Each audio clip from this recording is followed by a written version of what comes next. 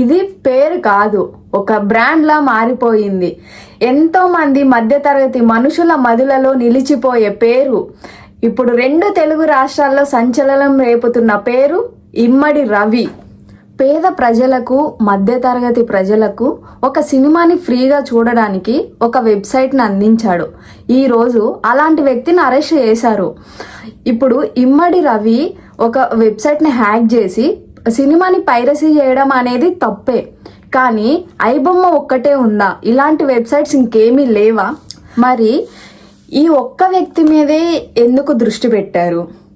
ఇలాంటి illegal websites ఎన్నో run అవుతున్నాయి కదా, ఎన్నో ఇల్లీగల్గా బెట్టింగ్ ప్రమోషన్స్ జరుగుతున్నాయి కదా. ఎంతోమంది ఇండస్ట్రీ వాళ్ళు ఓపెన్గా బెట్టింగ్ ప్రమోషన్స్ చేశారు, ఇల్లీగల్ థింగ్స్ చేశారు. ఇది అందరికీ తెలిసిన విషయమే. మరి అవన్నీ చేసిన వాళ్ళ మీద దృష్టి పెట్టకుండా ఎందుకు వదిలేశారు? బెట్టింగ్ ప్రమోషన్స్, డ్రగ్స్ కేసులో ఉన్న వాళ్ళకి మాత్రం సింపుల్గా నోటీసులు ఇచ్చి పిలిచి ఎంక్వైరీ చేయించి సింపుల్గా వదిలేశారు. అది కూడా ఎంతోమంది బెట్టింగ్ ప్రమోషన్స్ వల్ల అప్పులు చేసి ఆ బాధలు తట్టుకోలేక చనిపోయిన వాళ్ళు ఎన్నో కుటుంబాలు ఉన్నాయి. మరి దాని మీద దృష్టి పెట్టకుండా దీని మీద పర్టికులర్గా ఎందుకు దృష్టి పెట్టి ఇలా చేస్తున్నారు?